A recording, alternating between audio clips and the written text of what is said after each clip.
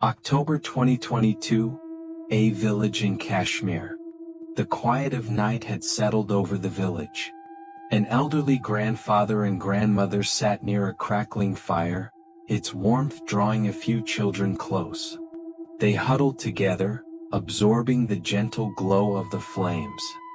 "Grandpa, tell us a story," one of the children requested, their voice filled with anticipation. The old man chuckled, a knowing smile spreading across his face.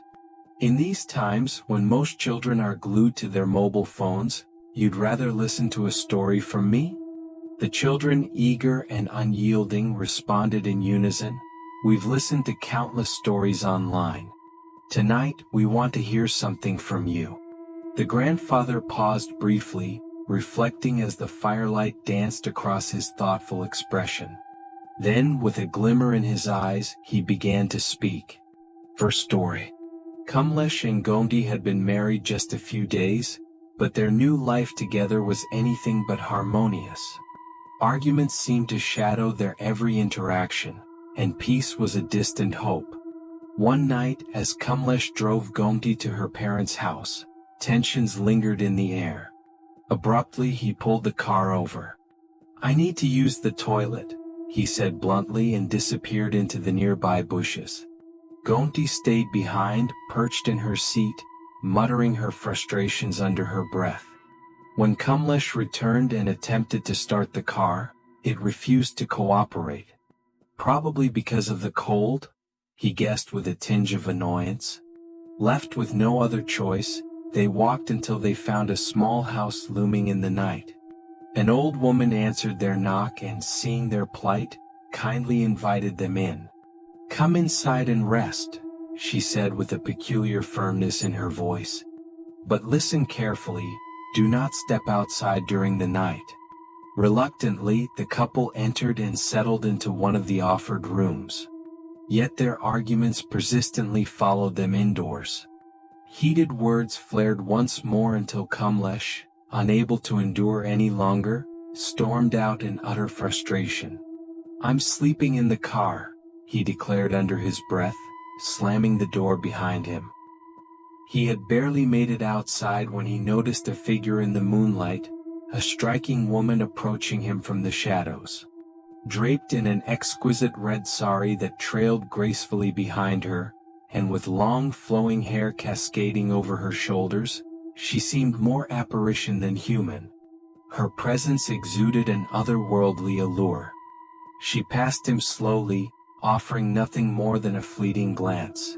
Entranced by her beauty, Kamlesh couldn't help but trail after her, forgetting entirely where he was or why he had left. Inside the house, Gomti sat alone until pangs of guilt began to trouble her heart. Realizing she may have been too harsh, she decided to go after him. In her search, she roused the old woman, who listened carefully before rising with urgency to join her. The two ventured into the cold darkness, calling Kamlesh's name as fear tightened around them like a vice. Their search led them to a dimly lit cave nearby. Just outside, a shoe lay abandoned on the ground. The blood drained from Gomti's face. "That's Kamlesh's shoe," she whispered shakily. With mounting dread, they stepped inside. It was there that they were confronted by a sight that made their blood run cold. Before them stood the radiant woman in the red sari, but her beauty was gone. Transformed into a menacing witch, her features twisted into something grotesque and otherworldly. Frozen with terror, they realized they were looking at something beyond their darkest nightmares. Second story. Vivek and Ranvijay traveled to Kashmir to visit their friend Mohit.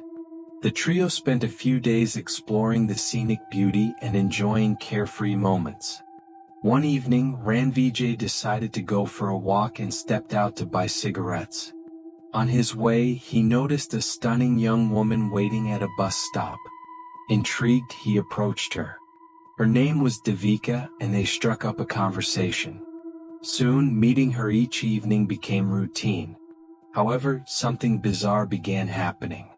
Every time Ranvijay spoke with Devika, he would mysteriously find himself deep in a forest. He couldn't recall how he got there, and eventually he would wake up back at the bus stop with no memory of the intervening events. Over time, his health started to deteriorate. Alarmed, Ranvijay confided in his friends, Vivek and Mohit. They were equally puzzled until Mohit's wife, Shruti, listened carefully and spoke gravely.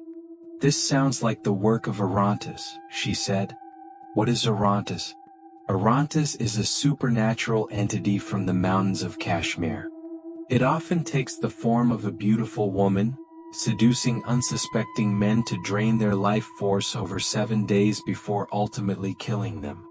Ranvijay was terrified at the revelation. Sensing the urgency, Shruti handed him a sandalwood dagger and said, "If you wish to survive, you must confront her and kill her with this." The following evening, Ranvijay met Devika once more. Gathering all his courage, he waited for the right moment.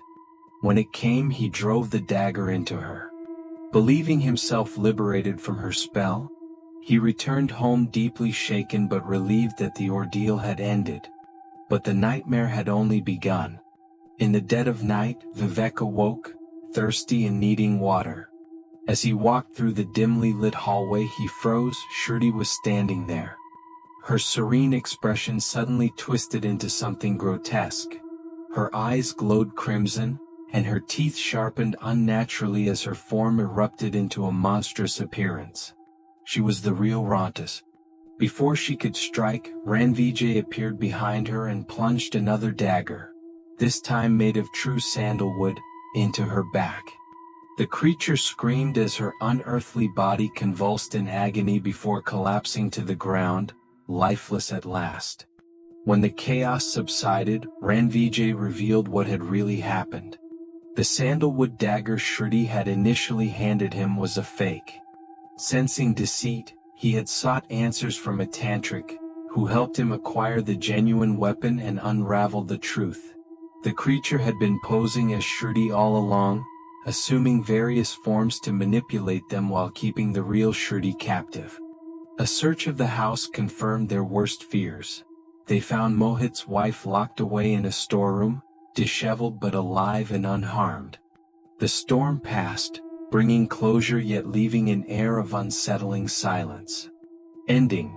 The grandfather set down his glass of water as he finished narrating the tale to his wide-eyed grandchildren huddled around him in the flickering candlelight. "You see," he said gently but firmly, "not everything beautiful can be trusted." The children clung to one another, casting nervous glances at the shadows dancing along the walls. Moral: beauty can be deceptive. Always see beyond appearances. The unknown carries its dangers. Respect them. Stay vigilant. Even paradise can harbor peril.